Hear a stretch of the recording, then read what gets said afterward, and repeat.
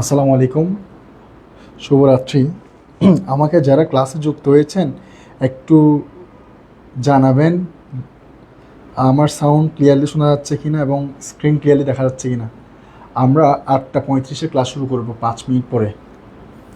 যারা ক্লাসে যুক্ত আছেন কাইন্ডলি একটু কমেন্ট করে জানাবেন সাউন্ড ক্লিয়ারলি শোনা যাচ্ছে কিনা, আর হচ্ছে যে স্ক্রিন ক্লিয়ারলি দেখা যাচ্ছে না। আর ক্লাসটা সবাই শেয়ার করে দেবেন নিজস্ব ফেসবুক ওয়ালে।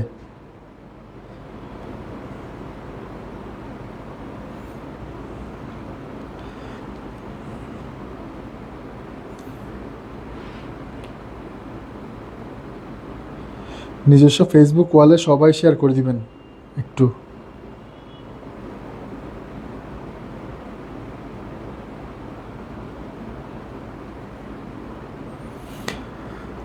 সবাইকে বলবো একটু ক্লাসটা শেয়ার করে দিবেন, সাউন্ড ক্লিয়ারলি শোনা যাচ্ছে কিনা আমাকে একটু জানাবেন, স্ক্রিন ক্লিয়ারলি দেখা যাচ্ছে কিনা আমাকে একটু জানাবেন, দেন আমি ক্লাস শুরু করব। যারা যুক্ত হয়েছেন ক্লাসে আমাকে একটু কাইন্ডলি কমেন্ট করে জানাবেন সাউন্ড ক্লিয়ারলি শোনা যাচ্ছে কিনা, স্ক্রিন ক্লিয়ারলি দেখা যাচ্ছে কিনা। আর যারা যুক্ত হয়েছেন তারা অবশ্যই ক্লাসটি শেয়ার করে দিবেন এবং কমেন্ট করে জানাবেন।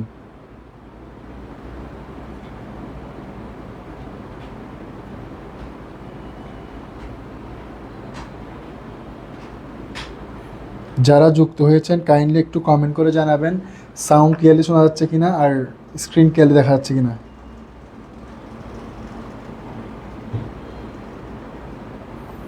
যারা যুক্ত হয়েছেন একটু কাইন্ডলি কমেন্ট করে জানান।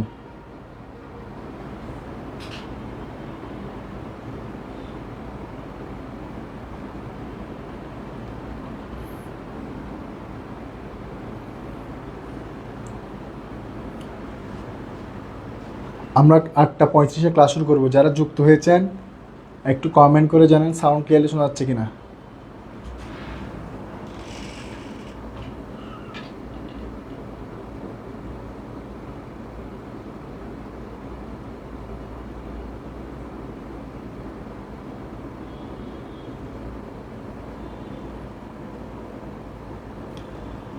আমরা ক্লাস 8:35-এ শুরু করব। যারা যুক্ত হয়েছেন একটু কাইন্ডলি কমেন্ট করে জানাবেন সাউন্ড ক্লিয়ারলি শোনা যাচ্ছে কি না।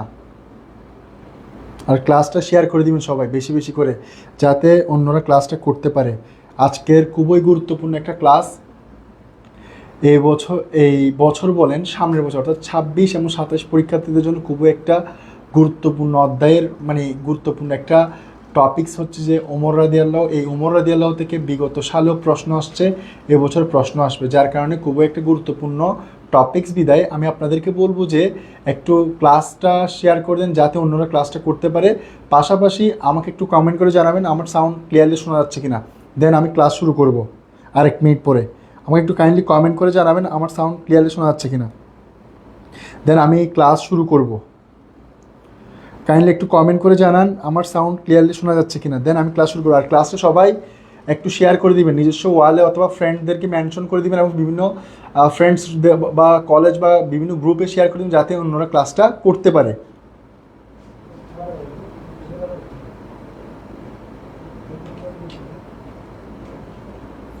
যারা যুক্ত হয়েছেন আমাকে একটু কাইন্ডলি কমেন্ট করে জানান সাউন্ড ক্লিয়ারলি শোনা যাচ্ছে কিনা, দেন আমি ক্লাস শুরু করব।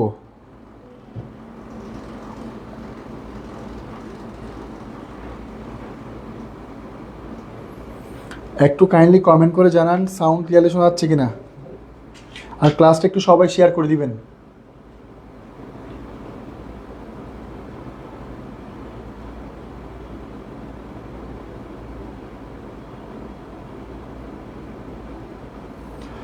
যারা যুক্ত হয়েছেন আমাকে একটু কাইন্ডলি কমেন্ট করে জানাবেন সাউন্ড ক্লিয়ারলি শোনা যাচ্ছে। আচ্ছা ঠিক আছে, আমি একজন একটু কমেন্ট করে বলেন যে সাউন্ড ক্লিয়ারলি শোনা যাচ্ছে কিনা, দেন আমি ক্লাসটা শুরু করব।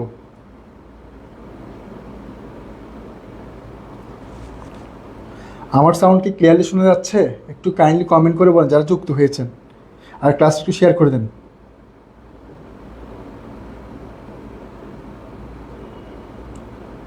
ওয়ালাইকুম আসসালাম।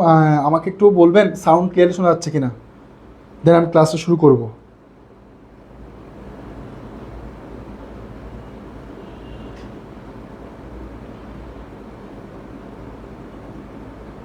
আচ্ছা ঠিক আছে, ধন্যবাদ আপনি কমেন্ট করার জন্য সুমাইয়া আহমেদ। ঠিক আছে, আজকে আমরা আলোচনা করব তৃতীয় অধ্যায়, অর্থাৎ খোলেফে রাশিদিন, অর্থাৎ রাসূল পাক সাল্লাল্লাহু আলাইহি ওয়াসাল্লামের মৃত্যুর পরবর্তী সময়, রাসূল পাক সাল্লাল্লাহু আলাইহি ওয়াসাল্লামের মৃত্যুর পরবর্তী সময় ইসলামিক শাসন ধরে রাখার জন্য চারজন সাহাবী রাষ্ট্রতন্ত্র পরিচালনা করেছিলেন। এই চারজন সাহাবীর প্রথম সাহাবী ছিলেন হযরতে আবু বকর সিদ্দিক রাদিয়াল্লাহু, দ্বিতীয় সাহাবী ছিলেন ওমর রাদিয়াল্লাহু। আমরা গত ক্লাসে খোলাফে রাশিদিনের পরিচিতি আলোচনা করেছিলাম, পাশাপাশি হযরত আবু বকর সিদ্দিক রাদিয়াল্লাহু নিয়ে আলোচনা করেছিলাম। আমরা আজকে আলোচনা করব হযরত ওমর রাদিয়াল্লাহু। আমি ওমর রাদিয়াল্লাহুর পার্টটাকে দুইটি পার্টে ক্লাস নিব। আজকে হচ্ছে প্রথম পার্ট আলোচনা করব, নেক্সট ক্লাসে আমরা দ্বিতীয় পার্ট আলোচনা করব, এবং এই দুই পার্ট থেকে মিনিমাম একটা থেকে দুইটা প্রশ্ন কমন পাবেন 27 এবং 26-এর পরীক্ষার্থী, অর্থাৎ 26 এবছরের পরীক্ষার্থী, পাশাপাশি সামনের বছরের যারা পরীক্ষার্থী আছেন তারাও এখান থেকে একটি প্রশ্ন অথবা দুইটি প্রশ্ন কমন পাবেন। 100% একটা কোয়েশ্চেন আসবে শিওর। সো যারা ক্লাসে আছেন একটু ক্লাসটা মনোযোগ দিয়ে করবেন। সর্বোচ্চ 30 থেকে 35 মিনিট ক্লাস নিব, পাশাপাশি ক্লাসের মধ্যে কোনো কিছু না বুঝলে কমেন্ট করবেন এবং প্রশ্ন থাকলে প্রশ্ন করবেন। পাশাপাশি আপনাদের নিজস্ব ফেসবুক ওয়ালে পাশাপাশি বিভিন্ন গ্রুপে শেয়ার করে দেবেন, যাতে গুরুত্বপূর্ণ টপিকসটা যাতে অন্যরা পেয়ে পরীক্ষায় উপকৃত হতে পারে। বিশেষ করে 26 ব্যাচের পরীক্ষার্থীদের জন্য বলবো, আপনারা চাইলে আপনাদের ফ্রেন্ডদেরকে মেনশন করে ক্লাসে যুক্ত করতে বলতে পারেন, পাশাপাশি আপনাদের গ্রুপে শেয়ার করে দিতে দেন, যাতে অন্যরা ক্লাসটা উপকৃত হয়। আচ্ছা ঠিক আছে, আমরা ক্লাসে চলে যাই। দেখেন, আমরা প্রথমে আলোচনা করব হযরত ওমর রাদিয়াল্লাহুর পরিচয় এবং জীবনী।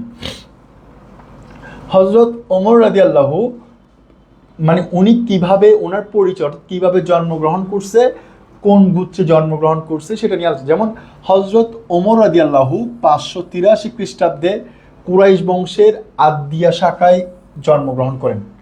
আবার বলছি, হযরত ওমর রাদিয়াল্লাহু কুরাইশ বংশের আদিয়া গোত্রে জন্মগ্রহণ বা আদিয়া শাখায় জন্মগ্রহণ করেন, এবং উনার পিতার নাম ছিল খাত্তাব বিন নুফাইল বিন উজ্জা এবং মায়ের নাম ছিল খান্তামা। আবারও বলছি, ওনার পিতার নাম ছিল খাত্তাব বিন নুফাইল বিন উজ্জা। এই খাত্তাব থেকে ওমর রাদিয়াল্লাহুর নাম হয় কি? ওমর ইবনুল খাত্তাব। ওমর রাদিয়াল্লাহুর বংশীয় পরিচয় ছিল খাত্তাব। এই খাত্তাব থেকে ওমর রাদিয়াল্লাহুর নাম হয়েছে কি? খাত্তাব। এবং তার মায়ের নাম ছিল খান্তামা। খান্তামা এবং তাদের বংশীয় পরিচয় ছিল খাত্তাব, এবং তিনি কুরাইশ বংশ, অর্থাৎ কুরাইশ বংশের অনেকগুলো শাখা আছে, হাশেমি, উমাইয়া, তাইম, আদিয়া, এরকম বিভিন্ন শাখার মধ্যে আদিয়া শাখা হচ্ছে কুরাইশ বংশের একটি কি শাখা। এই কুরাইশ বংশের আদিয়া শাখায় হযরত ওমর রাদিয়াল্লাহু 583 খ্রিস্টাব্দে জন্মগ্রহণ করেন। এরপর ওমর রাদিয়াল্লাহুকে শিশুকালে অর্থাৎ জন্মের পর থেকে তার বাল্য জীবনে সবাই ডাকতো কি? আবুল হাফস, অর্থাৎ সবাই তাকে গোত্রের যারা, তিনি যখন সাহাবী অর্থাৎ নবীর ঈমান আনার পূর্বে, অর্থাৎ রাসূল পাক সাল্লাল্লাহু আলাইহি ওয়াসাল্লামের কাছে উনি ইসলাম গ্রহণ করার পূর্বে ওনাকে সবাই আবুল হাফস বলে কি করতো? ডাকতো। এরপর হচ্ছে ওমর রাদিয়াল্লাহুর, অর্থাৎ ওমর রাদিয়াল্লাহুকে রাসূল পাক সাল্লাল্লাহু আলাইহি ওয়াসাল্লাম একটি উপাধি দিয়েছিলেন, যার নাম হচ্ছে কি? আল ফারুক, বা যার অর্থ হচ্ছে কি? সত্য মিথ্যার পার্থক্যকারী। কেন পার্থক্যকারী বলি? ইনার এই সত্য মিথ্যার পার্থক্যকারী কেন বলা হয় সেটা একটু শুনি।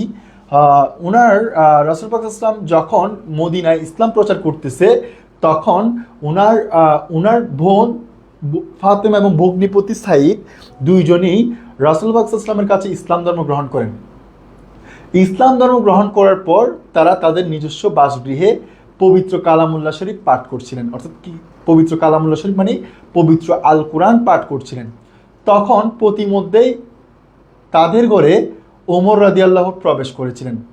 আমরা জানি ওমর রাদিয়াল্লাহু ছিলেন প্রাক ইসলামিক আরবের মধ্যে কয়েকজন বীর যোদ্ধার মধ্যে একজন যোদ্ধা ছিলেন হচ্ছে হযরত ওমর ফারুক রাদিয়াল্লাহু আনহু, যাকে অনেকেই কি করতো? ভয় পেত, এবং যাকে বীর যোদ্ধা হিসেবে চিহ্নিত করা হয়েছিল। এখন এই ওমর রাদিয়াল্লাহুর এই যুদ্ধের ভয়ের কারণে অনেকেই তাকে ভয় পেত, এবং সেজন্য তিনি একজন কি ছিলেন? সাহসী বীর ছিলেন। এবং সবসময় কোনো যুদ্ধের ক্ষেত্রে ওমর রাদিয়াল্লাহুকে নেতৃত্ব দেওয়ার ক্ষমতা দেওয়া হয়েছিল বা নেতৃত্ব দেওয়ার জন্য দেওয়া হতো। তো ওমর রাদিয়াল্লাহু বোন এবং ভগ্নিপতি আবু সাঈদ তারা দুইজনই ইসলাম ধর্ম গ্রহণ করেন। গ্রহণ করার পর এখন তিনি যখন ঘরে প্রবেশ করলেন, দেখতেছে কি ওরা দুইজন মা এবং ছেলে কোরআন পাঠ করতেছে। তখন তিনি বলছে যে আমরা এতদিন যাবৎ একটা ধর্ম পালন করে আসছি, হঠাৎ করে কেমন নতুন এরকম এরা এগুলো কি পাঠ করতেছে বা কি আলোচনা করতেছে। তখন তিনি রাগান্বিত সুরে ওই ঘরের মধ্যে প্রবেশ করলেন। প্রবেশ করার পর তিনি যখন এগুলো পাঠ করতে দেখলেন, তাদের উপর খেপে গেলেন। খেপে যাওয়ার পর তাদেরকে অনেক মারধর করলেন। মারধর করে বা কিছু কিছু হাদিস আছে মারধর করলেন, কিছু কিছু হাদিসে রেওয়ায়েতে আসছে বকাঝকা করলেন, কিছু কিছু হাদিস আসছে কি হাসি ঠাট্টা বা করেছিলেন। এগুলো করতে করতে গিয়ে এক পর্যায়ে তিনি যখন বলছে যে তোমরা এগুলো কার থেকে শিখেছো, তোমাদেরকে এগুলো করার জন্য কে শিখিয়ে দিয়েছে, তখন তারা বলেছে এই মদিনার মধ্যে একজন নতুন মানুষ এসে যিনি হচ্ছে আমাদেরকে এগুলো দাওয়াত দিয়েছে, আমরা ওনার কাছে কি করেছি এগুলো নিয়েছি বা শিক্ষা নিয়েছি বা ওনার কাছেই গ্রহণ করেছি। তখন তিনি মানে রাসূল পাক সাল্লাল্লাহু আলাইহি ওয়াসাল্লামের বলছে উনি কে, উনি কোথায় থাকে, ওনার কাছে আমি এখন যাব। তখন তিনি রাগান্বিত সুরে তলোয়ার হাতে করে ঘোড়ায় চেপে তিনি রাসূল পাক সাল্লাল্লাহু আলাইহি ওয়াসাল্লামকে হত্যার উদ্দেশ্যে বা আঘাত করার উদ্দেশ্যে রাসূল পাক সাল্লাল্লাহু আলাইহি ওয়াসাল্লামের রওজায় বা রাসূল সাল্লাল্লাহু আলাইহি ওয়াসাল্লামের বাসভবনের দিকে রওনা করেছিলেন। তখন যখন রাসূল পাক সাল্লাল্লাহু আলাইহি ওয়াসাল্লামের দিকে যখন রওনা করেছিলেন, তখন তিনি দেখতে যাওয়ার সাথে সাথে তিনি তখন রাসূল পাক সাল্লাল্লাহু আলাইহি ওয়াসাল্লাম মজলিস মানে কি দাওয়াতি কার্যক্রম করছিল, অর্থাৎ ইসলামের তালিম দিচ্ছিল তার সাহাবীদেরকে। তখন তিনি ওইখানে গিয়ে প্রতিমধ্যে কি করলেন, প্রবেশ করলেন। যখন রাসূল পাক সাল্লাল্লাহু আলাইহি ওয়াসাল্লামের তিনি কি করছেন চেহারা মোবারকটা দেখছেন, দেখার সাথে সাথে তার রাগটা পানি হয়ে গিয়েছে। পানি হয়ে যাওয়ার পর তিনি ইসলাম সম্বন্ধে সকল কিছু রাসূল পাক সাল্লাল্লাহু আলাইহি ওয়াসাল্লাম থেকে গ্রহণ করেছে, সত্য মিথ্যা যাচাই করছে। সত্য মিথ্যা যাচাই বাছাই করার পর দেখতেছে কি ইসলাম হচ্ছে সত্যের ধর্ম, শান্তির ধর্ম। তখনই এগুলো জানার পরে তিনি করছে ইসলাম ধর্ম গ্রহণ করেছে। কার কাছে? রাসূল পাক সাল্লাল্লাহু আলাইহি ওয়াসাল্লামের হাতে। তো এই সত্য মিথ্যা যাচাই বাছাই করার কারণে তাকে রাসূল পাক সাল্লাল্লাহু আলাইহি ওয়াসাল্লাম বলছে কি আল ফারুক বা সত্য মিথ্যার পার্থক্যকারী উপাধি দেওয়া হয়েছিল। এরপর তিনি এই যে ইসলাম ধর্ম গ্রহণ করার ঘটনা বলছি, এটা হয়েছিল 616 খ্রিস্টাব্দে, অর্থাৎ রাসূল পাক সাল্লাল্লাহু আলাইহি ওয়াসাল্লাম ইন্তেকাল করেন হচ্ছে 632 খ্রিস্টাব্দে। এবং রাসূল পাক সাল্লাল্লাহু আলাইহি ওয়াসাল্লামের ইন্তেকালের 16 বছর আগে 16 বছর আগে তিনি কি করেন ইসলাম ধর্ম গ্রহণ করেন। এবং তিনি ইসলামের 4 জন খলিফার প্রায় কয় বছর 632 থেকে 661, প্রায় 30 বছর। এই 30 বছরের মধ্যে 30 বছর 4 জন খলিফার মধ্যে আমরা জানি প্রথম খলিফা হচ্ছে হযরত আবু বকর সিদ্দিক রাদিয়াল্লাহু।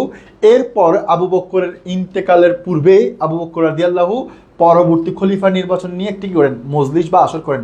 ওই মজলিস আসরের মধ্যে তিনি পরবর্তী খলিফা হিসেবে কাকে নির্বাচন করেন সবার সাথে পরামর্শ করেন। পরামর্শ করার পর পরামর্শের মধ্যে দেখতেছে সবাই এক একজনকে ভোট দিচ্ছে। সবচেয়ে বেশি ভোট পেয়েছে হচ্ছে কে হযরত ওমর রাদিয়াল্লাহু। ওমর রাদিয়াল্লাহু এতই কিছু ইসলামের খেদমতে করেছিলেন, ব্যয় করেছিলেন, যার কারণে সবাই তাকে রেসপেক্ট জানিয়ে পরবর্তী হচ্ছে দ্বিতীয় খলিফা হিসেবে নির্বাচন করেন। এবং দ্বিতীয় খলিফা হিসেবে নির্বাচন করেন মানে হচ্ছে 634 খ্রিস্টাব্দে, অর্থাৎ আবু বকর আসেন 632 থেকে 634, 2 বছর কি করেছিলেন রাজত্ব করেছিলেন। এবং 2 বছর পর এই 2 বছর পরবর্তী সময়ে দ্বিতীয় খলিফা হিসেবে খিলাফতে আসেন হচ্ছে আবু বকর ওমর রাদিয়াল্লাহু। তিনি 33 বছর বয়সে ইসলাম ধর্ম গ্রহণ করেন, অর্থাৎ যে সময় রাসূল পাক সাল্লাল্লাহু আলাইহি ওয়াসাল্লামের হাতে তিনি ইসলাম ধর্ম গ্রহণ করেন তখন তার বয়স ছিল 33 বছর। আশা করি ক্লিয়ার হয়ে যাওয়ার কথা। এরপর দেখি আবু বকর ওমর রাদিয়াল্লাহু তিনি ক্ষমতায় আসার পর অনেক সম্প্রদায় বা অনেক জাতি বা অনেক ব্যক্তির বিরুদ্ধে তিনি করেন আন্দোলন বা যুদ্ধ বা বিদ্রোহ করেন। যেমন তিনি তার উল্লেখযোগ্য কয়েকটি অভিযান নিয়ে আমরা আলোচনা করতেছি। দেখেন তার প্রথম যুদ্ধের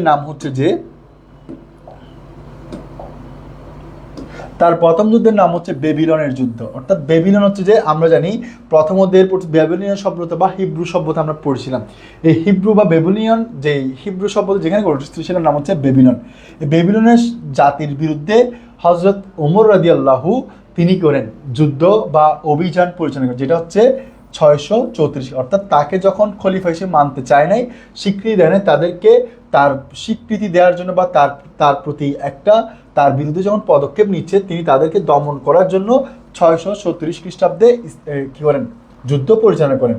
এরপর হচ্ছে যে দ্বিতীয়টা হচ্ছে নামারকের, যেটা নামারক হচ্ছে একটা জায়গা, ওই জায়গার যারা বসবাসকারী ছিল তারা যখন তাকে গ্রহণ করেন বা মানে নাই, তাদের বিরুদ্ধে তিনি করেন যুদ্ধ করেন। সেতু বা জসরের যুদ্ধ, সেতু ও জসরের যুদ্ধ মানে হচ্ছে যে একটা জসর হচ্ছে একটা জায়গার নাম, ওই সেতু বা জসর জায়গাতে যখন ওমর রাদিয়াল্লাহুকে তার কার্যক্রম পরিচালনা করতে দিচ্ছে না, তখন তিনি তাদের বিরুদ্ধে কি করেন, পদক্ষেপ গ্রহণ করেন। পদক্ষেপ গ্রহণ করার পর যখন তারা যখন ওমর রাদিয়াল্লাহুর বিরুদ্ধে কি করতে চাইছে, অস্ত্র নিয়ে কাজ করতে চাইছে, তখন ওমর রাদিয়াল্লাহু তাদের কি করছে, দমন করছে। কিসের মাধ্যমে? যুদ্ধের মাধ্যমে। সেটা হচ্ছে কি 634 খ্রিস্টাব্দে সেতু বা জসরের যুদ্ধ। এর হচ্ছে বয়েব হচ্ছে একজন হচ্ছে নেতা ছিল। এই বয়েব নেতা থাকার পর সে নেতা যখন ওমর রাদিয়াল্লাহুকে খলিফা হিসেবে স্বীকৃতি দিচ্ছে না, তখন তাকে তিনি 635 খ্রিস্টাব্দে যুদ্ধের মাধ্যমে করেন, দমন করেন। এর হচ্ছে কাদেসিয়া।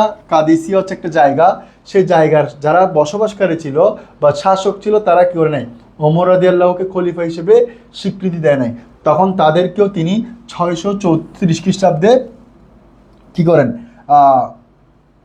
যুদ্ধে 636 খ্রিস্টাব্দে তাদের বিরুদ্ধেও যুদ্ধ করেন। এর হচ্ছে মাদায়েন ও জালুলার যুদ্ধ, সেম 637 খ্রিস্টাব্দে, অর্থাৎ মাদায়েন এবং জালুলা দুই জায়গার মধ্যে হজরত ওমর রাদিয়াল্লাহুকে যখন স্বীকৃতি দিচ্ছে না বা গ্রহণ করতেছে না, তখন ওই জায়গার যারা তখন তাকে যখন আক্রমণ করতেছে, পাল্টা আক্রমণ করতেছে, তিনি তখন তার বাহিনী দিয়ে তিনি অনেক রকমভাবে প্রতিরোধ করতে চাইছে। চাওয়ার পর যখন বেশি অতিরিক্ত করে ফেলতেছে, তখন তাদের বিরুদ্ধে তিনি করছেন একটা অভিযান পরিচালনা করছেন, যেটার নাম হচ্ছে মাদাইন বা জালুলার যুদ্ধ। এর হচ্ছে নিহওয়ান হচ্ছে একটা জায়গা, সেম নিহওয়ানদের যে বসবাসকারী ছিল বা শাসক ছিল, তারাও হজরত ওমর রাদিয়াল্লাহুকে খলিফা হিসেবে যখন মানতে চাচ্ছে না, তখন তিনি করছে তাদেরকে তাকে খলিফা যখন মানতেছে না এবং তার বিরুদ্ধে যখন বিদ্রোহ শুরু করছে, তাদেরকে বিদ্রোহটাকে দমন করার জন্য ওমর রাদিয়াল্লাহু 641 খ্রিস্টাব্দে অভিযান পরিচালনা করেন। এরপর আমরা গাজার জানি, গাজা হচ্ছে কোথায়, ফিলিস্তিন আমরা জানি। আচ্ছা, গাজা কোথায় অবস্থিত? আমাকে যারা ক্লাসে যুক্ত আছেন একটু কমেন্ট করে বলেন তো, গাজা কোথায় অবস্থিত, কোন দেশে অবস্থিত? আমাকে একটু কাইন্ডলি কমেন্ট করে বলেন তো, গাজা কোন দেশে অবস্থিত? 5 নাম্বার কাদেসিয়ার যুদ্ধ নাকি এর আগের স্লাইড? যিনি ক্লাস করছেন তিনি আমাকে একটু বলবেন যে এই স্লাইডের 5 নাম্বার নাকি আগের স্লাইডের 5 নাম্বার। যারা ক্লাসে যুক্ত আছেন একটু ক্লাসটা শেয়ার করে দিবেন। গাজা হচ্ছে ফিলিস্তিনের একটা স্থান, এই ফিলিস্তিন একটা স্থানের নাম হচ্ছে গাজা, সেই গাজাতেই যুদ্ধটা হয়েছিল। সে যুদ্ধের তিনি করেন, এটা দমন করেন। আপনি যে 5 নম্বরটা আবার বলছেন, কোন 5 নম্বরটা একটু বললে ভালো হয় আর কি।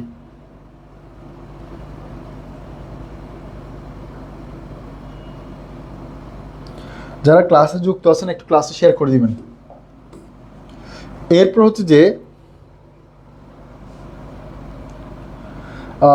পরবর্তী 9 নম্বর হচ্ছে আজনাদাইন। আজনাদাইন একটা জায়গার নাম, সে আজনাদাইনের মধ্যেও তিনি 634 খ্রিস্টাব্দে অভিযান পরিচালনা করেন, ওইখানেও তিনি যুদ্ধ অভিযান করে জয়লাভ করেন।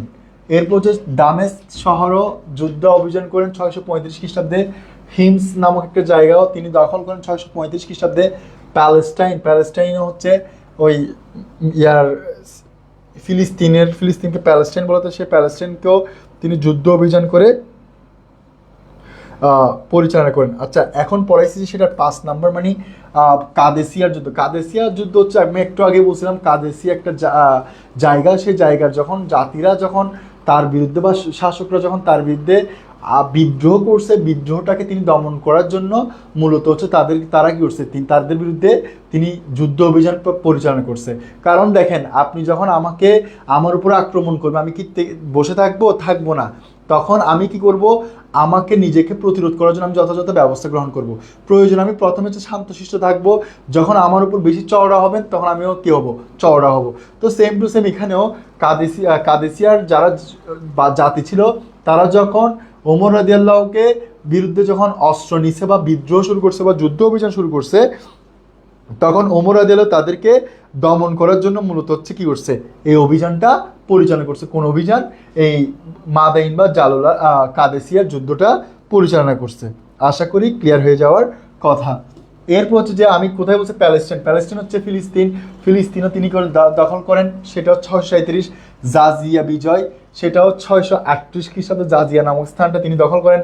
আর্সেনিয়া বিজয়, ইয়ারমুকের যুদ্ধ, ইয়ারমুক একটা জায়গা, সেখানেও দখল করেন। মিশর, মিশর হচ্ছে যে যেটাকে বলে কি ইজিপ্ট বলা হয়, এই ইজিপ্টটা সেই সময় ইজিপ্ট নাম ছিল, সেই ইজিপ্ট শহরটাও তিনি 640 খ্রিস্টাব্দে জয়লাভ করেন। এবং ইজিপ্ট শহরের মধ্যেই পৃথিবীর প্রথম মুসলমানদের বিশ্ববিদ্যালয় আল আজহার ইউনিভার্সিটি প্রতিষ্ঠিত, যেখানে মুসলমান শিক্ষার্থীরা ওইখানে করেন, পড়াশোনা করেন। এরপর হচ্ছে উত্তর আফ্রিকা, উত্তর আফ্রিকাও তিনি করেন, দখল করেন। আশা করি ক্লিয়ার হয়ে যাওয়ার কথা। আমরা এখন এটার পর যে স্লাইডটা আলোচনা করব, খুবই গুরুত্বপূর্ণ স্লাইড। আশা করি যারা ক্লাসে যুক্ত আছেন একটু আমাকে কাইন্ডলি কমেন্ট করে বলবেন আমার কথা ক্লিয়ারলি বোঝা যাচ্ছে কিনা, আর বা কোনো কোয়েশ্চেন বা না বোঝার কিছু থাকলে কমেন্ট করবেন, যেমন একজন করছে ওইভাবে। যারা ক্লাসে যুক্ত আছেন একটু কমেন্ট করে জানাবেন।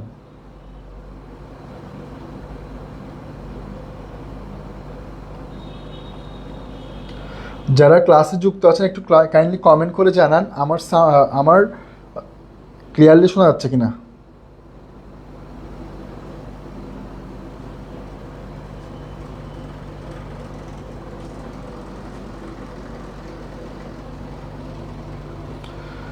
ওকে, ক্লিয়ার হয়েছে আশা করি যারা যুক্ত আছেন। ঠিক আছে, আমরা খুবই গুরুত্বপূর্ণ আলোচনাটাতে যাচ্ছি। সেটা হচ্ছে যে ওমর রাদিয়াল্লাহু শাসন ব্যবস্থার অন্যতম এবং মুসলিম বিশ্বের মধ্যে গণতান্ত্রিক শাসন নীতি প্রতিষ্ঠা করেন হজরত ওমর। কিন্তু রাসূল পাক সাল্লাল্লাহু আলাইহি ওয়াসাল্লাম করলেও কিন্তু পরিপূর্ণভাবে সেটাকে প্রতিষ্ঠা করেন হচ্ছে হজরত ওমর রাদিয়াল্লাহু। সেই কেন্দ্রীয় শাসন ব্যবস্থাটা কীভাবে পরিচালনা করছে সেটা নিয়ে আমরা আলোচনা করব। দেখেন, ওমর রাদিয়াল্লাহুর শাসনকাল ছিল কয় বছর? 10 বছর। অর্থাৎ ওমর রাদিয়াল্লাহু প্রায় 634 থেকে 644 খ্রিস্টাব্দ পর্যন্ত তিনি করেন মুসলিম জাহানের দ্বিতীয় খলিফা হিসেবে দায়িত্ব পালন করেন। এই 10 বছর রাজত্বকালে তিনি ইসলামের জন্য অনেকগুলো কাজ করছে এবং মুসলমান শাসনের জন্য অনেক রকমের পদক্ষেপ গ্রহণ করছে। দেখি, 1 নম্বরে হচ্ছে তিনি মুসলমান শাসনকে একটি সুন্দর ধারায় আনার জন্য তিনি একটা যুগান্তরকারী পদক্ষেপ নিয়েছেন, সেটার নামই হচ্ছে মজলিসুস সূরা। এবার আসেন, মজলিসুস সূরাটা কি? সূরা শব্দের অর্থ হচ্ছে যে সূরা আরবি শব্দ, এবং এই সূরা শব্দের অর্থ হচ্ছে যে পরামর্শ সভা। দেখেন, সূরা শব্দের অর্থ হচ্ছে পরামর্শ, অর্থাৎ ওমর রাদিয়াল্লাহুর শাসন ব্যবস্থা পরিচালনা করার জন্য তিনি একটা পরামর্শ সভা গঠন করছে। পরামর্শ সভা মানে কি?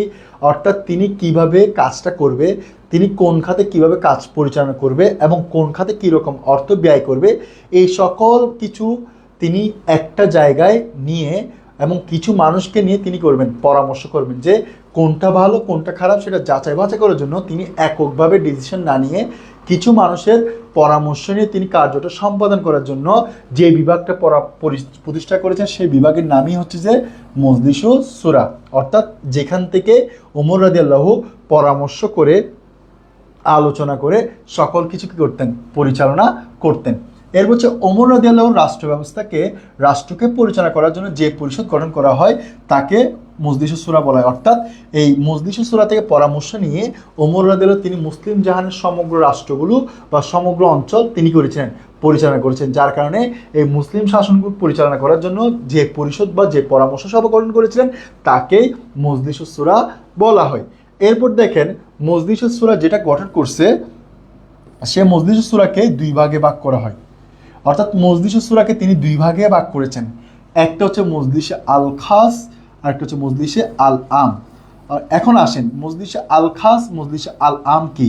অর্থাৎ ওমর রাদিয়াল্লাহু তার শাসন ব্যবস্থাকে আরও সহজ থেকে সহজ করার জন্য এবং উন্নত থেকে উন্নত করার জন্য তিনি তার শাসন ব্যবস্থার যে পরামর্শ সভা করেছিলেন সে পরামর্শকে 2 ক্যাটাগরিতে তিনি গ্রহণ করতেন। একটা হচ্ছে সাধারণ ক্যাটাগরি, আর একটা হচ্ছে একটা হচ্ছে উচ্চ ক্যাটাগরি থেকে নিতেন, আর একটা হচ্ছে সাধারণ ক্যাটাগরি নিতেন।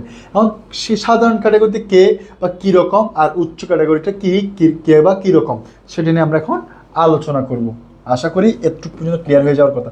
আচ্ছা, যারা যুক্ত আছেন আমাকে একটু বলবেন মজলিসুস সূরা নিয়ে কোনো কোয়েশ্চেন আছে কিনা।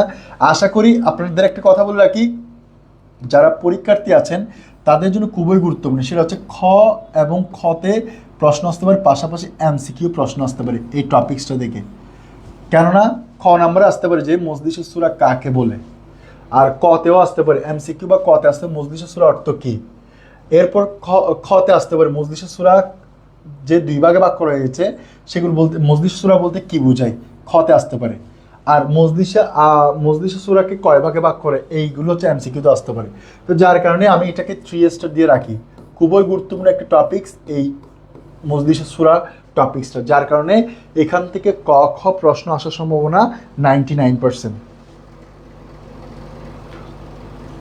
এখান থেকে প্রশ্ন আসার সম্ভাবনা 99%।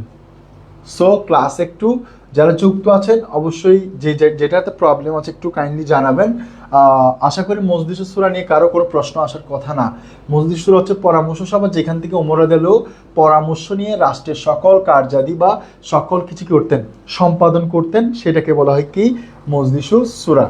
এবং মজলিসুস সূরাকে তিনি দুই ভাগে ভাগ করছে, একটা হচ্ছে মজলিসে আল খাস আর একটা হচ্ছে কি মজলিসে আল আম। ঠিক আছে, এরপর আসি পরের স্লাইডে, মজলিসে আল খাস কাকে বলে। দেখেন মজলিসে আল খাস কাকে বলে। মজলিসে আল খাস হচ্ছে যে মজলিস আল খাস হচ্ছে যে উচ্চ পরিষদ, অর্থাৎ এই পরিষদকে বলা হয় উচ্চ পরিষদ। অর্থাৎ মদিনার মধ্যে যারা রাসূল পাক সাল্লাল্লাহু আলাইহি ওয়াসাল্লামের সরাসরি সাহাবী,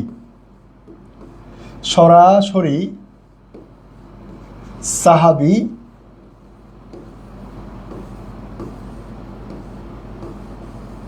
অর্থাৎ রাসূল ইসলামের যারা সরাসরি সাহাবী তাদেরকে নিয়ে তাদের থেকে যে পরামর্শ নিতেন, সেই পরামর্শ নেওয়ার জন্য তিনি যে পরিষদ গঠন করেছিলেন সেই পরিষদকে বলা হয় কি মজলিসে আল খাস। মজলিসে আল খাস মূলত হচ্ছে উচ্চ পরিষদ, অর্থাৎ যেখান থেকে খাস মানে হচ্ছে একদম গুরুত্বপূর্ণ বা গ্রহণযোগ্য, যেখান থেকে মূলত হচ্ছে কি গ্রহণযোগ্যতা পাওয়া যায় বা যেটাকে কি করা যায় নেওয়া যায়, এরকম যে পরিষদ আছে সেই পরিষদকে বলা হয় কি মজলিসে আল খাস। খাস মানে হচ্ছে যারা হচ্ছে কি আপন ব্যক্তি বা গ্রহণযোগ্য ব্যক্তি, তাদেরকে বলা হয় কি মজলিসে আল খাস। এই আল খাস অর্থ হচ্ছে আল খাস হচ্ছে উচ্চ পরিষদ। এই পরিষদ থেকে তিনি ওমর রাদিয়াল্লাহু এই আল খাস থেকে যে কোনো ডিসিশনের সাথে সাথে গ্রহণ করতেন এবং এই আল খাস থেকে পরামর্শ নিয়ে সাথে সাথে সকল কাজ করতেন, সম্পাদন করতেন। এবং আল খাস থেকে যা কিছু পেতেন, পরামর্শ পেতেন, তিনি কখনো এটাকে ডিনাই করতেন, অর্থাৎ সেটাকে কখনো ফেলে দিতেন না। আর যদি যে যেটা আরেকটা বিভাগ আছে সেই বিভাগ থেকে আসলে সেটাকে তিনি আল খাস থেকে পরামর্শ নিতেন, তারপরেও মানে ওই বিভাগ থেকে আসলে সরাসরি তিনি গ্রহণ করতেন না। তো যার কারণে এই ওমর রাদিয়াল্লাহু পরামর্শ সবার মধ্যে খুবই গুরুত্বপূর্ণ, সেটা হচ্ছে মজলিসে আল খাস, যেটাকে বলা হয় কি উচ্চ পরিষদ। আশা করি ক্লিয়ার হওয়ার কথা। ঠিক আছে, এবার আসেন উচ্চ পরিষদের কারা কারা সদস্য করছে। দেখেন রাসূল পাক সাল্লাল্লাহু আলাইহি ওয়াসাল্লাম যারা সরাসরি সাহাবী ছিল তাদের মধ্যে এক নম্বর হচ্ছে হযরত উসমান রাদিয়াল্লাহু, যাকে আমরা কি বলি জামিউল কোরআন বা তৃতীয় সাহাবী, যাকে জিন্নুরাইনও বলা হয়।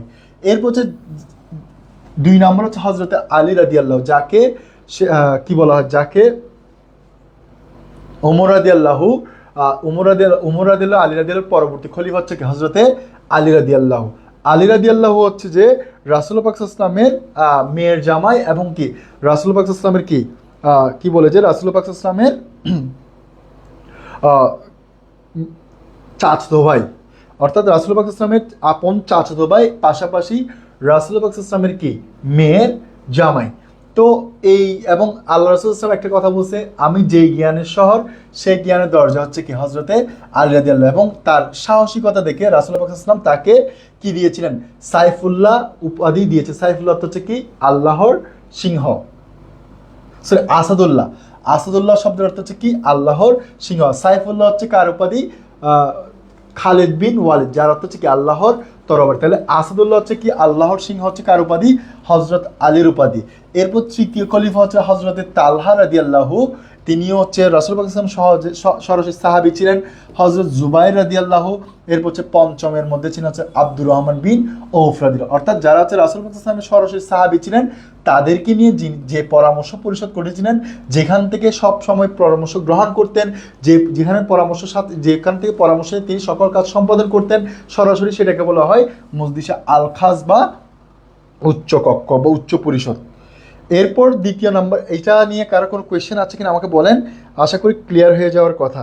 যারা যুক্ত আছেন আমাকে একটু বলেন ক্লিয়ার হয়েছে কিনা, দেন আমি পরের স্লাইডে চলে যাব।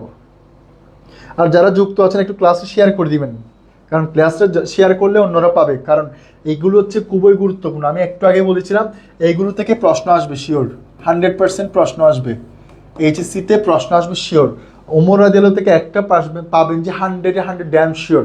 তো যার কারণে যারা ক্লাসে যুক্ত আছেন, যারা অনেকের পড়াশোনার কারণে এখন ক্লাসে যুক্ত হইতে পারে নাই, ক্লাসে শেয়ার করে দিলে পরবর্তীতে আপনার ওই ক্লাসে দেখতে পারবে। যার কারণে একটু ক্লাসে শেয়ার করবেন, শেয়ারের পরিমাণ কম, একটু শেয়ার করে দিবেন যারা যুক্ত আছেন, আর কমেন্ট করবেন না বুঝলে। যারা যুক্ত আছেন তারা একটু কমেন্ট করবেন। আশা করি ক্লিয়ার হয়ে গিয়েছে। 4 নাম্বার, কিসের 4 নাম্বার? তালহা, হযরত জুবাইর নাকি সাহাবীদের নাম কোনটা আমার একটু বলেন। আচ্ছা, আমি আবার রিপিট করছি, মজলিসে আল খাস অর্থ উচ্চ পরিষদ। আবারও রিপিট করছি আমি, এটা হচ্ছে খুবই গুরুত্বপূর্ণ পার্ট। আপনারা যারা যুক্ত আছেন একটু মনোযোগ দিয়ে শুনেন। মজলিসে আল খাস হচ্ছে ওমর রাদিয়াল্লাহুর যে পরিষদ থেকে ওমর রাদিয়াল্লাহু কি করতেন, পরামর্শ নিয়ে সরাসরি শাসন কার্য পরিচালনা করতেন। যে পরিষদ থেকে ওমর রাদিয়াল্লাহুর পরামর্শ নিয়ে সব কিছু সম্পাদন করতেন এবং যে কোনো কিছু গ্রহণ করতেন, সেটা হচ্ছে মজলিসে আল খাস। এবং এই খাসের যারা মেম্বার হচ্ছে, যারা হচ্ছে রাসূল পাক সাল্লাল্লাহু আলাইহি ওয়াসাল্লামের ছিল সরাসরি সাহাবী ছিল, যারা সাহাবী ছিল, সাহাবীরা হচ্ছে কি রাসূল পাক সাল্লাল্লাহু আলাইহি ওয়াসাল্লামের যারা সরাসরি সাহাবী ছিলেন, তারাই হচ্ছে যে মূলত হচ্ছে যে মজলিসে আল খাসের সদস্য। ক্লিয়ার? এরপর হচ্ছে খাস অর্থাৎ হচ্ছে উচ্চ পরিষদ। দেখেন উসমান, অর্থাৎ এরা হচ্ছে সবাই সাহাবী। যেমন প্রথম যুবকদের মধ্যে ইসলাম গ্রহণকারী ছিলেন হচ্ছে কে? হযরত আলী রাদিয়াল্লাহু, এরপর উসমান, তালহা, হযরত জুবাইর রাদিয়াল্লাহু এবং উসমান রাদিয়াল্লাহু। এই যে তিনজনই ছিল সাহাবী। আমরা জানি এই তিনজন ব্যক্তির আমরা হিস্ট্রিটা আমরা আবার কোথায় পড়বো? উসমানের যখন আলী এবং মুয়াবিয়ার দ্বন্দ্বের মধ্যে এদের তিনজন নিয়ে আমরা একটা হিস্ট্রি পড়বো। কিন্তু এরা সবাই হচ্ছে রাসূল পাক সাল্লাল্লাহু আলাইহি ওয়াসাল্লামের সরাসরি সাহাবী। কীরকম? অর্থাৎ রাসূল পাক সাল্লাল্লাহু আলাইহি ওয়াসাল্লামকে সরাসরি দেখেছিলেন এবং রাসূল পাক সাল্লাল্লাহু আলাইহি ওয়াসাল্লামের মজলিসে সরাসরি বসেছিলেন। তারপর হচ্ছে রাসূল পাক সাল্লাল্লাহু আলাইহি ওয়াসাল্লামকে সরাসরি বক্তব্য শুনে তিনি রাসূল পাক সাল্লাল্লাহু আলাইহি ওয়াসাল্লামের সাথে কার্যক্রম সম্পাদন করেছিলেন। এবং রাসূল পাক সাল্লাল্লাহু আলাইহি ওয়াসাল্লামের সবসময় সঙ্গী যারা ছিলেন তাদেরকে বলা হয় সাহাবী। এরকম সাহাবীর মধ্যে এগুলো, এদেরকে আবার জলিলুল কদর সাহাবী অর্থাৎ সবচেয়ে কাছের সাহাবী হিসেবে মনে করা হয়। তো এর মধ্যে উসমান এবং আলী হচ্ছে আমরা পড়ব পরবর্তী 2 সাহাবী, অর্থাৎ 4 জন সাহাবীর। তৃতীয় নম্বর সাহাবী হচ্ছে হযরত উসমান, চতুর্থ সাহাবী হচ্ছে আলী। এই বাকি 3 জন হচ্ছে তারাও সাহাবী ছিল। তারা হচ্ছে বিভিন্ন সাহাবীর সময় অর্থাৎ খোলাফায়ে রাশিদিনের সময় বিভিন্ন সাহাবীর বিভিন্ন প্রতিনিধি হিসেবে তারা কি করছিলেন, দায়িত্ব পালন করেছিলেন। আশা করি ক্লিয়ার হয়ে যাবে। অর্থাৎ তালহা এবং জুবাইর এবং আব্দুর রহমান বিন আউফ, অর্থাৎ ওমর, উসমান, আলী, তাদের সময় তারা বিভিন্ন দপ্তরে দায়িত্ব পালন করেছিলেন। অর্থাৎ তারা সরাসরি বিভিন্ন খোলাফায়ে রাশিদিনের মতো কোনো সাহাবিয়তের দায়িত্ব অর্থাৎ সরাসরি বড় শাসন পর্যায়ের দায়িত্ব পায় নাই। তারা হচ্ছে সাহাবিদের বিভিন্ন প্রতিনিধিত্বের দায়িত্ব পেয়েছিল। আশা করি ক্লিয়ার হয়ে যাওয়ার কথা। যিনি বলেছেন তিনি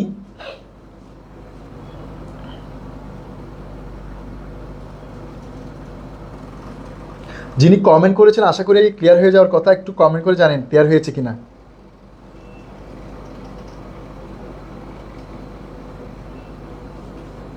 আর ক্লাস একটু শেয়ার করে দিয়েন। ক্লাস শেয়ার না করলে কিন্তু এগুলো খুবই গুরুত্বপূর্ণ আলোচনা আমি আপনাদের জন্য নিয়ে আসছি, কারণ এগুলো পরীক্ষায় আসে। যার কারণে আমি ক্লাস থেকে 2টা পার্ট করে ক্লাস নিচ্ছি। কিন্তু যাতে আপনার পরীক্ষায় আনসার করতে পারেন, পরীক্ষার প্রশ্ন আসলে যাতে লিখতে পারেন, এখান থেকে প্রশ্ন আসবে, সেই জন্য আমি এটাকে 2 পার্টে ক্লাস নিচ্ছি। আজকে একটা পার্ট নিচ্ছি, ইনশাল্লাহ আল্লাহ যদি হায়াতে তৌফিক দান করে এবং সুস্থ সবল রাখি, ইনশাল্লাহ পরবর্তী আরেকটা ক্লাস নিয়ে দ্বিতীয় পার্টে আমরা আলোচনা করব।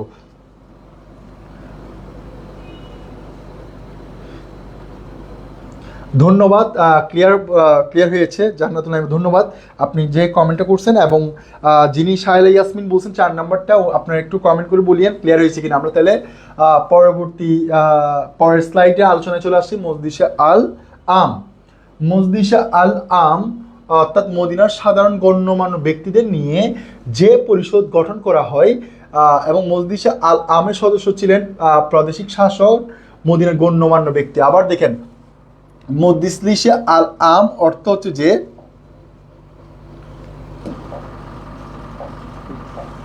মজলিসে আল আম কি দেখি, অর্থাৎ মদিনার সাধারণ গণ্যমান্য ব্যক্তিদের নিয়ে যে পরিষদ গঠন করা হয়, এবং মজলিসে আল আমের সদস্যরা ছিলেন প্রাদেশিক অর্থাৎ বিভিন্ন অঞ্চলের শাসক, এবং মদিনার মধ্যে যারা গুরুত্বপূর্ণ ব্যক্তি অর্থাৎ গণ্যমান্য ব্যক্তি, পাশাপাশি মুহাজির। মুহাজির মানে কি, আনসার মানে কি, আমাকে একটু কাইন্ডলি কমেন্ট করে বলেন। যারা ক্লাসে যুক্ত আছেন তারা একটু আমাকে কমেন্ট করে বলবেন। 1 মিনিট সময় দিচ্ছি। হোয়াট ইজ দ্য মুহাজির, হোয়াট ইজ দ্য আনসার, আনসার কি, মুহাজির কি। যারা ক্লাসে যুক্ত আছেন একটু কমেন্ট করে বলেন মুহাজির কি, আনসার কি। দেখে আমাকে বলেন, যারা যুক্ত আছেন তারা কাইন্ডলি কমেন্ট করে বলেন আনসার কি, মুহাজির কি, আনসার কি, মুহাজির কি। আমাকে একটু কাইন্ডলি কমেন্ট করে বলেন। 1 মিনিট সময় দিচ্ছি।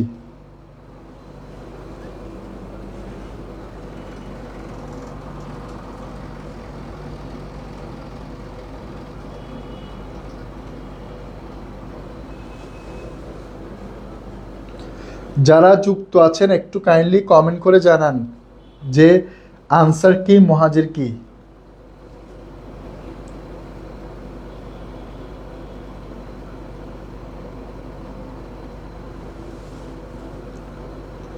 আনসার কি, মুহাজির কি একটু বলেন।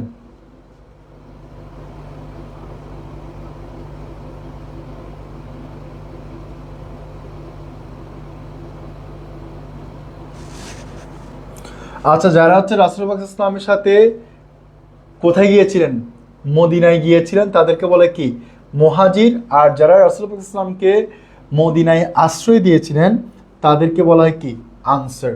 ক্লিয়ার? আবার বলছি, যারা রাসূলুল্লাহ সাল্লাল্লাহু আলাইহি ওয়াসাল্লামকে মদিনায়, রাসূলুল্লাহ সাল্লাল্লাহু আলাইহি ওয়াসাল্লামের সাথে মক্কা থেকে মদিনায় গিয়েছে, তাদেরকে বলা হয় কি, আনসার। যারা রাসূলুল্লাহ সাল্লাল্লাহু আলাইহি ওয়াসাল্লাম পরামর্শ সভা করে জনগণের কাছ থেকে ওরা কি করবে, বিভিন্ন রকম মতামত নিবে, সেই মতামতগুলো নিয়ে রাসূলুল্লাহ সাল্লাল্লাহু আলাইহি ওয়াসাল্লামের যে মানে যারা সাহাবী ছিল তাদের সাথে কি করবে, পরামর্শ করে ওমর রাদিয়াল্লাহু কি করবে, জানাবে। এটাই হচ্ছে যে পরিষদ ছিল, সেই পরিষদকে বলা হয় মূলত হচ্ছে কি, মজলিসে আল আল আম, অর্থাৎ মজলিসে আল খাস হচ্ছে যে সাধারণ উচ্চ পরিষদ, আর মজলিসে আল আম হচ্ছে কি, সাধারণ পরিষদ, যেখানে হচ্ছে সাধারণ মানুষরা বা সাধারণ ব্যক্তিদেরকে নিয়ে যে পরিষদ, অর্থাৎ ওরা তো সরাসরি সাধারণ মানুষের সাথে কাজ করে তাদের পরামর্শগুলো ওমর রাদিয়াল্লাহুকে দিবে। দেওয়ার পর ওমর রাদিয়াল্লাহু উচ্চ পরিষদের সাথে আলোচনা করে যে সিদ্ধান্ত নিবে সেটাই হচ্ছে কি, কার্য হিসেবে সম্পাদন করবে। তো অর্থাৎ এখানে হচ্ছে যে ওমর রাদিয়াল্লাহু তিনি মদিনার গণ্যমান্য ব্যক্তিদের নিয়ে যে পরিষদ গঠন করেছেন সেটাই হচ্ছে কি, মজলিসে আল আম। এরপর হচ্ছে দেখেন সর্বশেষ আজকের ক্লাসের সর্বশেষ টপিকস, সেটা হচ্ছে যে তিনি তার রাষ্ট্রকে সামরিকভাবে অর্থাৎ হচ্ছে কি, সেনাবাহিনী,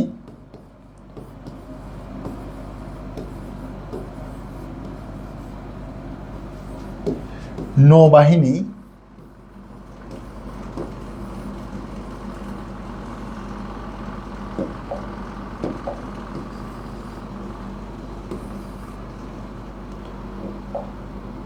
দেখেন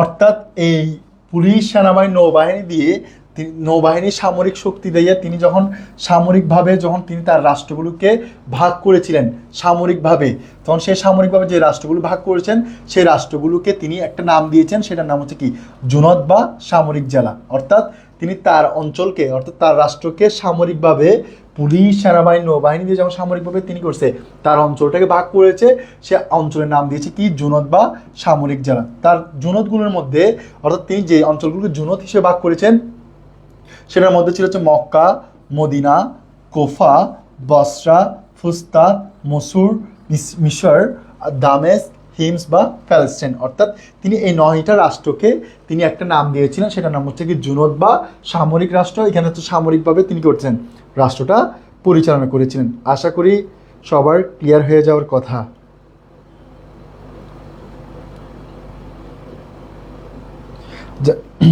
আশা করি সবার ক্লিয়ার হয়ে যাওয়ার কথা। দেখেন আমার একটু কাইন্ডলি কমেন্ট করে জানান।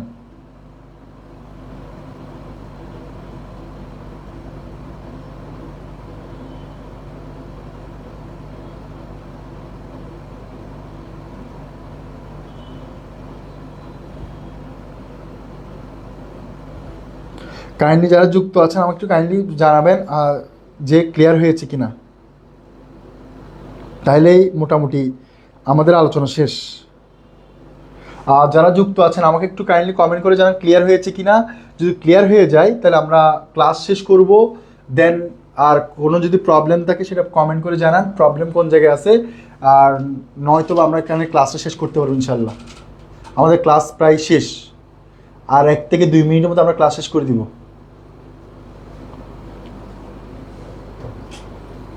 আশা করি আপনাদের ক্লিয়ার হয়ে যাওয়ার কথা। একটু কাইন্ডলি যারা যুক্ত আছেন আমাকে একটু কাইন্ডলি কমেন্ট করে জানান ক্লিয়ার হয়েছে কিনা, দেন আমরা ক্লাসটা শেষ করে দিব।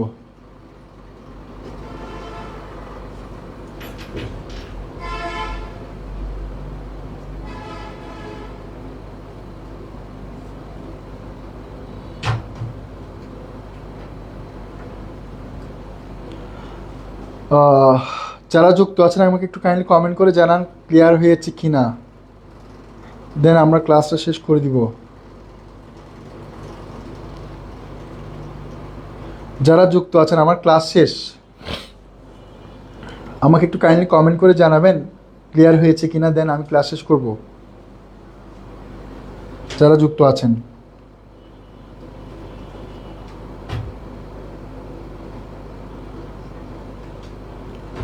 আচ্ছা ঠিক আছে, ধন্যবাদ এতক্ষণ পর্যন্ত ক্লাস করার জন্য আপনাদেরকে অসংখ্য অসংখ্য ধন্যবাদ। আমাকে মানে ক্লাসে সাপোর্ট দেওয়ার জন্য, যে প্রশ্ন করে বা কমেন্ট করে যে ক্লাসের মধ্যে আপনারা আছেন সেটা প্রমাণ করার জন্য। যাই হোক, আপনাদেরকে অনেক অনেক ধন্যবাদ।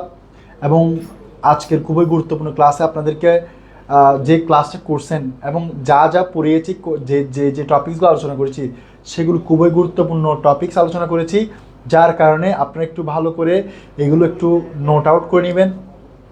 আর যদি এরপরও কোয়েশ্চেন থাকলে আপনারা একটু কমেন্ট করে বলবেন যে কোন জায়গায় কোয়েশ্চেন আছে, আমি প্রয়োজনে এখানে আনসার দেওয়ার চেষ্টা করব।